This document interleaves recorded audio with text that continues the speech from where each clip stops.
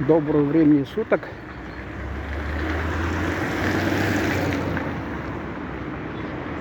Ставишь там 8-минутный ролик о том, как вот не свойственно, в частности, не свойственно там детям платить тем же родителям своим.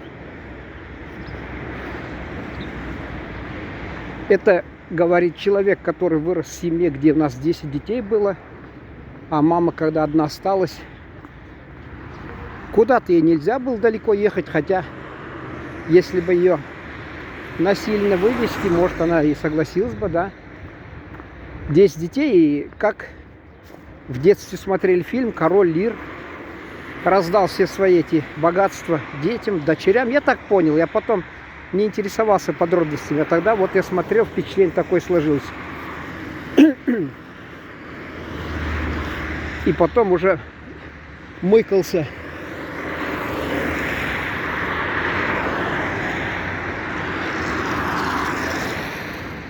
В детстве, когда мясо ели, бишбармак, самые лучшие куски там, или мозг там вкусный, еще что-то, а они там иногда любили детям предлагать, а потом иногда приговаривали, не давали, приговаривали, все равно вы это не цените.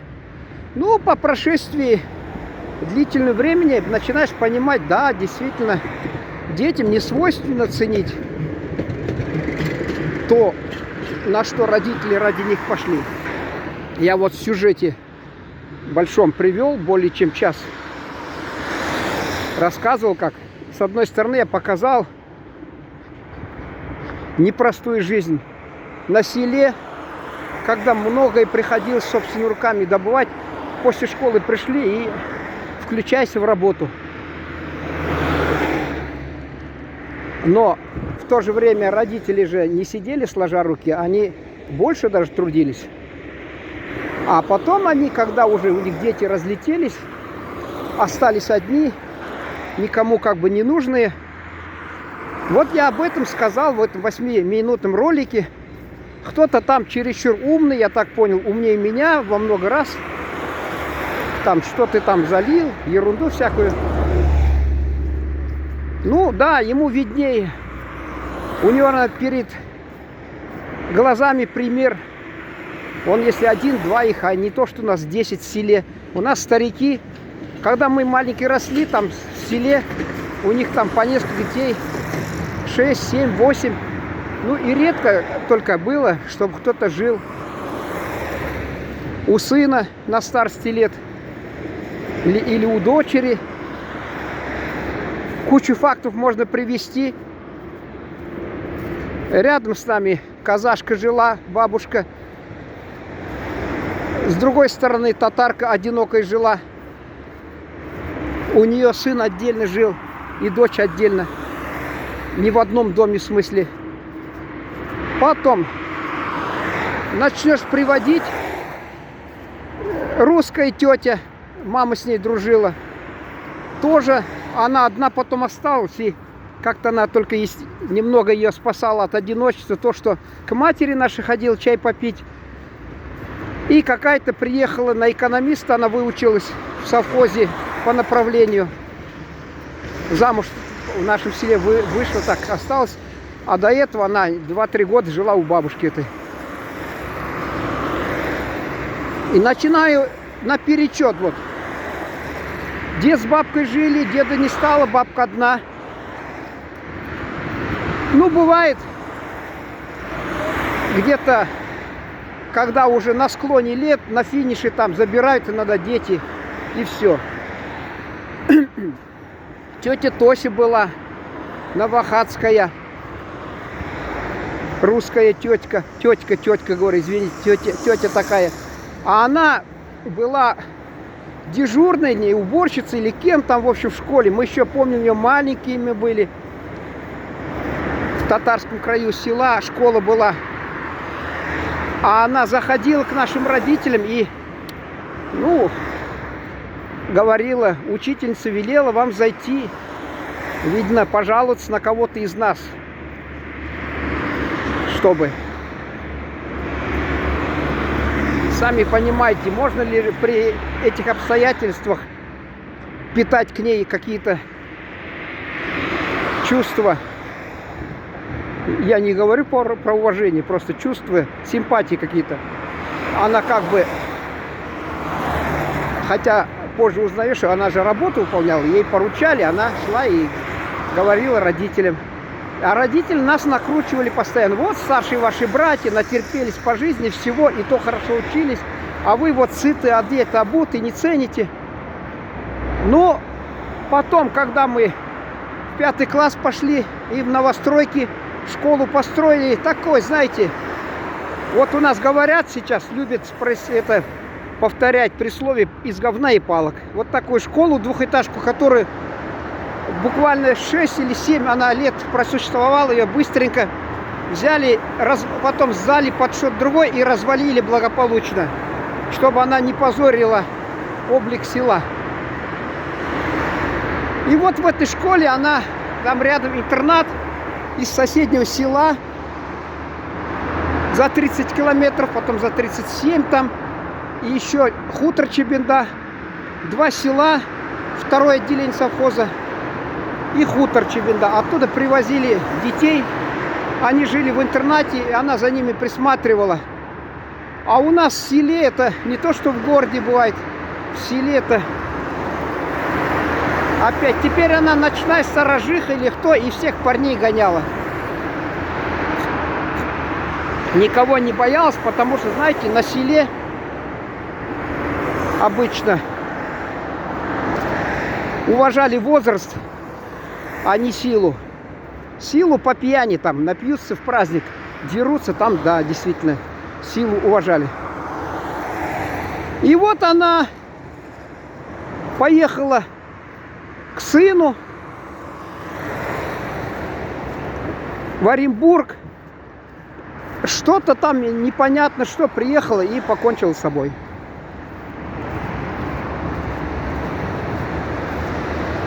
Что ее привело к этому, непонятно. Говорили, что наши ожидания не оправдались. Я поэтому не хочу тут домыслами заниматься, но она, может, уже в возрасте, может, она уже покой искала, чтобы в семье пожить, сына, или там невестка там, с ней она общий язык не нашла, ну, не знаю.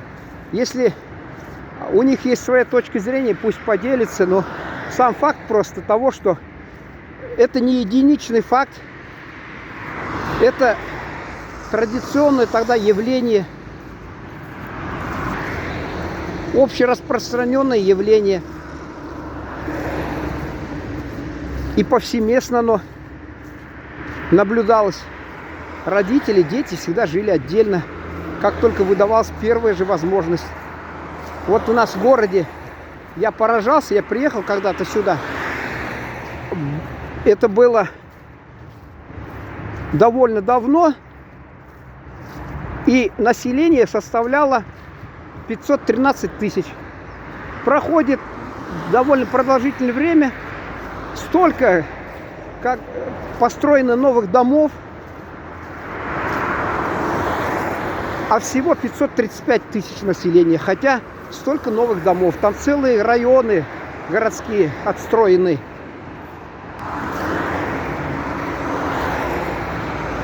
Мне говорили, ну, в общежитиях народ жил, в малосемейках.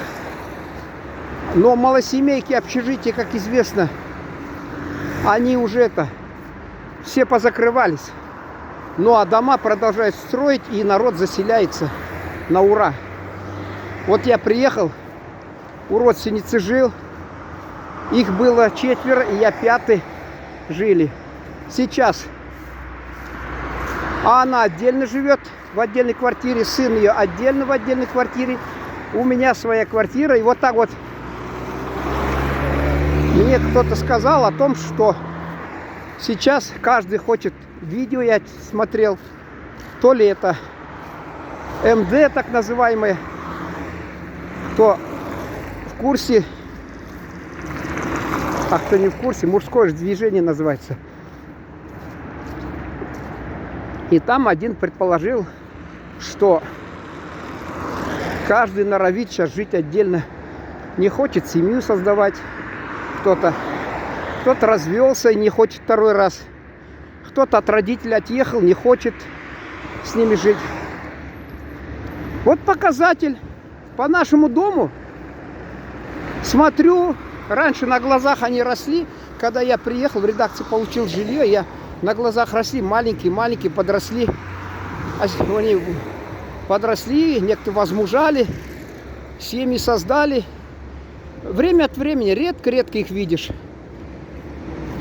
Ну, это не девятиэтажка, это пятиэтажка, и там прекрасно видно, если кому пришли, хотя бы слышно по голосам, в любом случае видно было бы. Но нет, не бросается в глаза столько семей, каждый свое государство маленькое, такое микроскопическое создает и старается, чтобы в него никто не вмешивался, ничто не вмешивалось.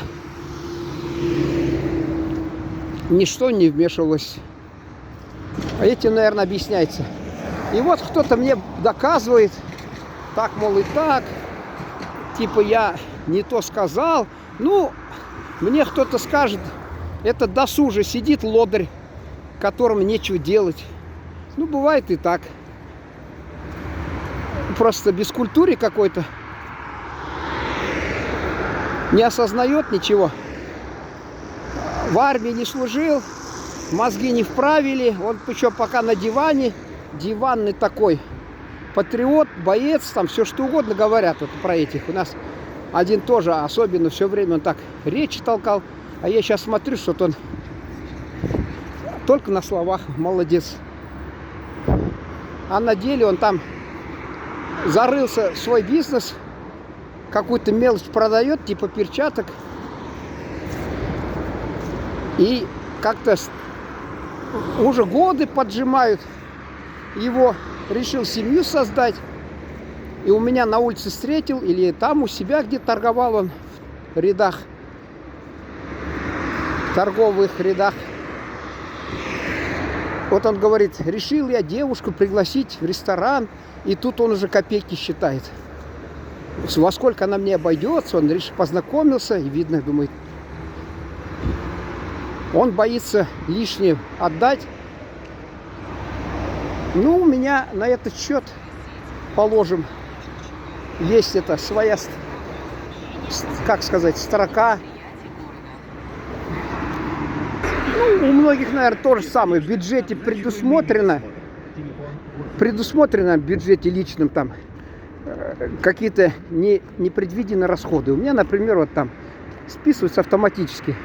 Ну, подумаешь, половину суммы списал себе, как будто на себя потратил любимого, а половину там на кого-то потратил, сводил если в ресторан. Ну, подумаешь, ну, бывает так, человек идет по улице, теряет деньги, какую-то сумму. Ну и ладно, подумаешь.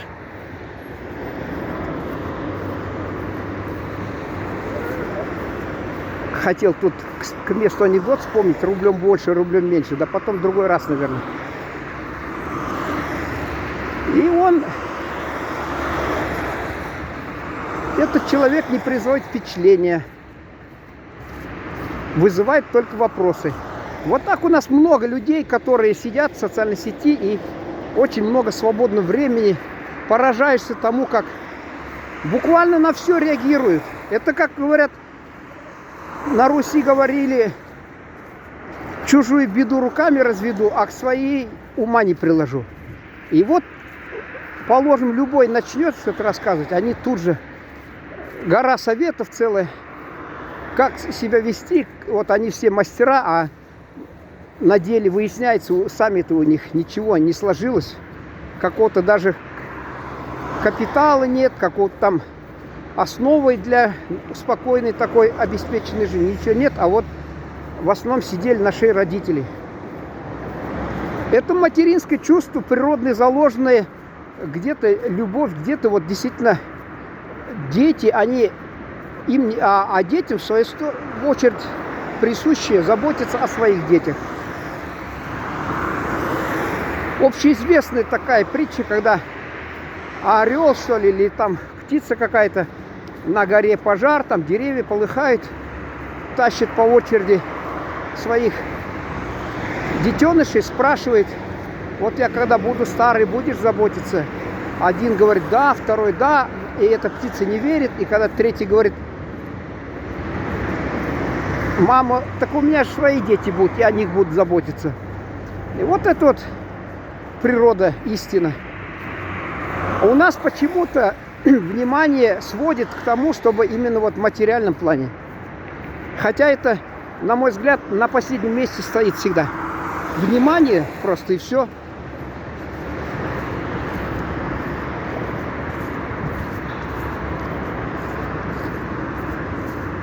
Вот смотришь, положим, почему вот с востока приехали люди, с Центральной Азии, бороду отпустили. А потому что борода — свидетельство возраста. Чем старше человек, тем больше уважения, внимания к ему. А молодой он вроде как-то незрелый. А у нас наоборот, к сожалению, молодой он полон борзоты. Типа: уважайте меня, я сильный.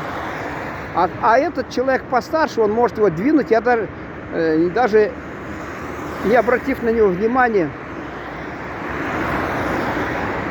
я в бане как-то захожу, и там же кабинки.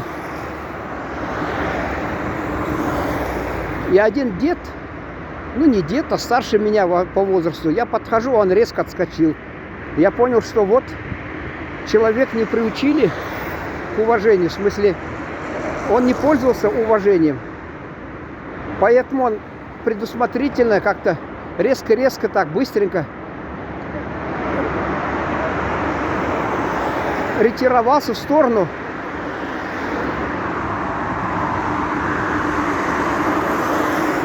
Боялся, наверное, что ему что-то скажут, пригрозят. Видите, как у нас. А там наоборот. Мы росли в родном селе, и у нас вынуждены мы были подчиняться, бояться не только родителей, но и их всех соседей старше нас. Во всяком случае, тех, кто нам в отцы годился, в дедушки, в бабушки. Это я, когда учился в Екатеринбурге и шел к ним в гости, в нашем селе его мама жила. А он начальником на стройке был, где я сторожем был. Иду, и мальчики там швыряются снежки, и один попадает в меня. Ну, я даже думаю, не случайно, потому что рядом со мной никого не было. Он просто уж так решил до кучи в меня запустить. У нас, я думаю, сейчас пойти его за ухо, да, это уже в селе нас выработали такое. Взял за ухо, потащил домой, родители ему там всыпали. А тут поведи ты его в городе. Наоборот, услышишь всякие гадости, наслушаешься. А что ты там, дескать, сам ходишь в этом месте, где наши дети играют? Ну, подумаешь, в лицо снежком попали.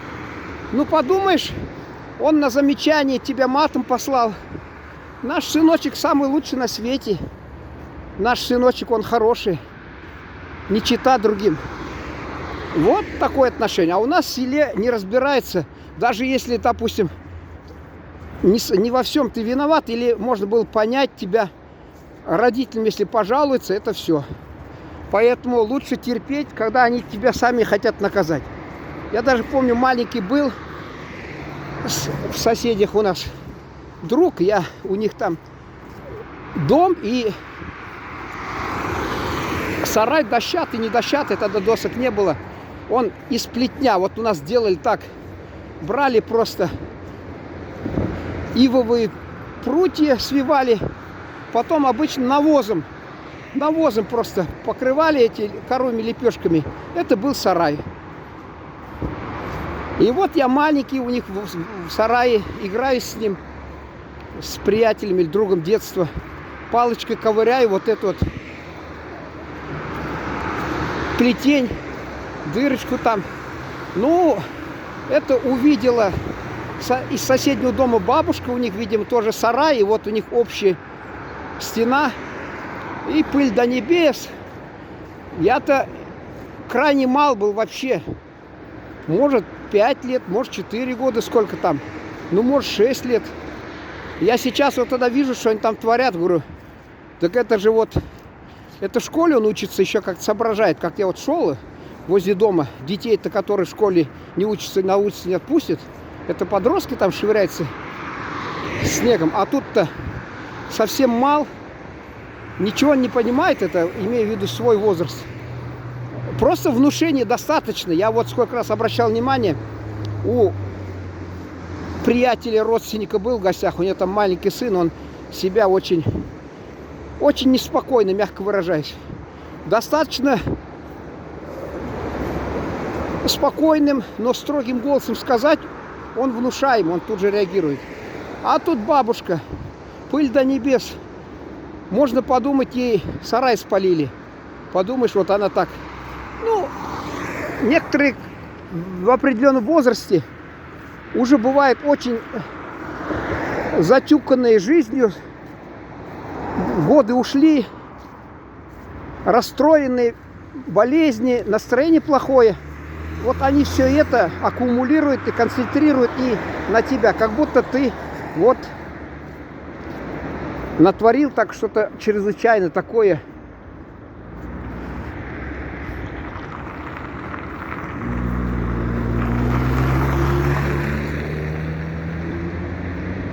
Хотя это еще не показатель, что человек вырастет там каким-то хулиганом.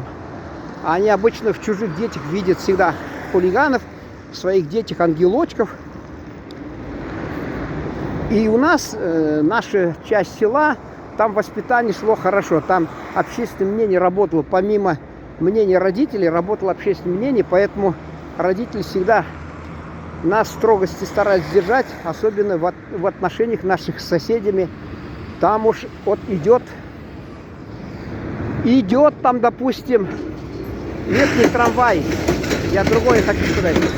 Там идет, допустим, из нашего села бабушка. Допустим, метров 5 от тебя переходит, вот так вот идет поперек. Ты должен остановиться, пропускать. Перед ними нельзя проходить. Поздороваться. Ну, в общем, много чего. Они нас к чему принуждали, как правило. Воспитывали родители так, чтобы в глазах соседей мы выглядели достойно. И там, причем, я хочу сказать, минимум трех национальностей люди жили, а может и 4. И у нас не было ранжирования там на национальности. У нас было в глазах старших ранжирование на воспитанных и невоспитанных. Как-то там одна бабушка-казашка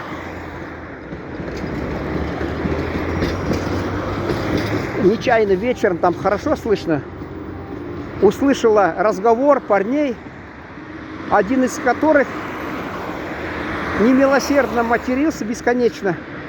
Ей, видно, это слух корежил это слух, и она прислушалась, после этого обратилась к нему. Ну, она плохо видела, может, уже, или темно было. Ты не такой ты сын? Она говорит, да, я ее сын. И она матом, значит, причем эти люди одной национальности. Она ее матом, да, я была уверена, разве она нормальных детей нарожает? Поэтому, когда мы шли по улице, мы здоровались, она была счастлива. Она шла с сигаретой, в руке держала сигарету, бабушка. Это редкость по нашим временам и в нашем селе. Она с сигаретой между пальцев держала, мы с ней здоровались. Салям бердик, дескать.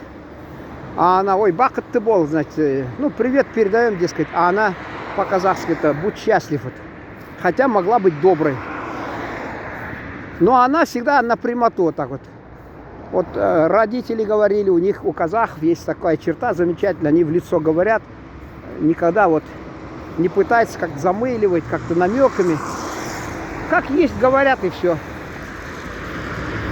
И откровенный разговор получается. Я когда книгу выпустил, привез в село родное, а я 2-3 года из-за этой книги своей про родное село не мог нормально питаться, у меня доходы не были, потому что я сидел, работал с этой книгой, не до этого было.